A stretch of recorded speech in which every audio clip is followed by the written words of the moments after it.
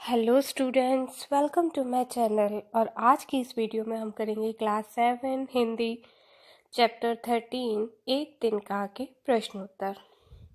प्रश्नोत्तर शुरू करने से पहले मैं आपसे कहना चाहूँगी, अगर आपने मेरे चैनल को सब्सक्राइब नहीं किया है तो प्लीज़ इसे सब्सक्राइब कीजिए और बेल आइकन को दबाना मत भूलिएगा ताकि मेरी आने वाली वीडियो के अपडेट्स आपको मिलते रहें। तो चलिए शुरू करते हैं प्रश्नोत्तर। प्रश्न 1, नीचे दी गई कविता की पंक्तियों को सामान्य वाक्य में बदलिए। इसमें पंक्तियां दी गई हैं, इन्हें हमें सामान्य वाक्य में बदलना है। एक दिन जब था मुंडेर पर खड़ा। इसका उत्तर है एक दिन जब मैं अपनी छत की मुंडेर पर खड़ा था। लाल होकर आंख भी दुखने लगी। आंख में तिनका चले जाने के कारण आंख लाल होकर दुखने लगी। ऐंठ बेचारी दबे पांव भगी। बेचारी ऐंठ दबे पांव भागी। जब किसी डब से निकल तिनका गया।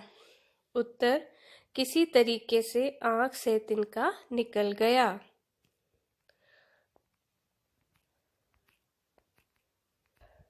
प्रश्न 2, एक तिनका कविता में किस घटना की चर्चा की गई है जिससे घमंड नहीं करने का संदेश मिलता है?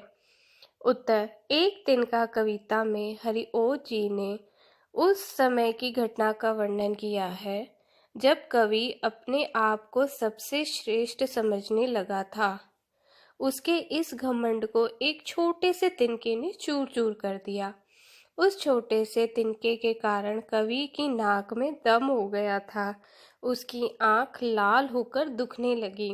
उस तिनके को निकालने के लिए कई प्रयास किए गए और जब किसी तरीके से वह तिनका निकल गया तब कवि को समझ में आया कि उसका अभिमान तोड़ने के लिए एक छोटा सा तिनका भी बहुत है। अतः कवि और तिनके के उदाहरण द्वारा इस कविता में हमें घमंड न करने की सीख दी गई है।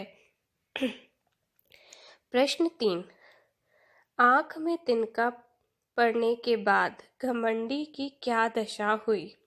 उत्तर, आंख में तिनका पड़ने के बाद घमंडी की आंख दर्द के कारण लाल हो गई।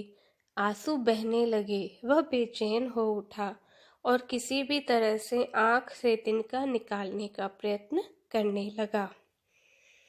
प्रश्न 4, घमंडी की आंख से तिनका निकालने के लिए उसके आसपास के लोगों ने क्या किया? उत्तर, घमंडी की आंख से तिनका निकालने के लिए उसके आसपास के लोगों ने कपड़े की मूठ बनाकर उसकी आंख पर लगाया और तिनका निकालने का प्रयास किया। प्रश्न 5, एक तिनका कविता में घमंडी को समझ ने चेतावनी दी। ऐंठता तू किस लिए इतना रहा? एक तिनका है बहुत तेरे लिए। इसी प्रकार की चेतावनी कबीर ने भी दी है। तिनका कबहु न निंदिए, पाँव तले हो जो होए, कबहु उड आँखिन परे, पीर घनेरी होए। इन दोनों में क्या समानताएं हैं और क्या अंतर है? लिखिए।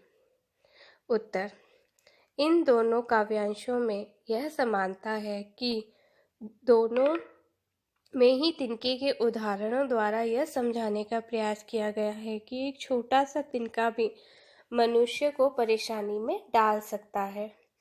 और इन दोनों काव्यांशों में यह अंतर है कि जहाँ कवि हरिओ जी ने हमें स्वयं को सर्वश्रेष्ठ मानकर घमंड न करने की सीख दी है, वहीं कबीर जी ने हमें किसी को भी तुच्छ न समझने की सीख दी है, अर्थात किसी को अपने से कम समझकर उसकी निंदा नहीं करनी चाहिए।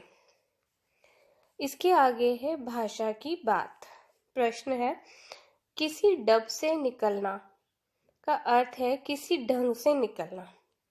डब से जैसे कई वाक्यांशों से आप परिचित होंगे, जैसे दम से वाक्यांश है, लेकिन ध्वनियों में समानता होने के बाद भी डब से और दम से जैसे वाक्यांशों के प्रयोग में अंतर है। दम से, छप से इत्यादि का प्रयोग ध्वनि द्वारा क्रिया को सूचित करने के लिए किया जाता है। नीचे कुछ ध्वनि द्वारा क्रिया को सूचित करने वाले वाक्यांश और कुछ अधूरे वाक्य दिए गए हैं। उचित वाक्यांश चुनकर वाक्यों के खाली स्थान भरिए। चलिए करते हैं। क, मेंढक पानी में डैश कूद गया। इसके लिए है मेंढक पानी में छप से कूद गया। दूसरा, नल बंद होने के बाद पानी की एक बूंद डैश चू गई। उत्तर, नल बंद होने के बाद पानी की एक बूंद टप से चू गई। अगला है, शोर होते ही चिड़िया डैश उड़ी। शोर होते ही चिड़िया फुर से उड़ी। ठंडी हवा डैश गुजरी, मैं ठंड में डैश कांप गया। इसका उत्तर है, ठंडी हवा सन से गुजरी और मैं ठंड में थर से कांप गया। धन्यवाद मेरी इस वीडियो को देखने के लिए।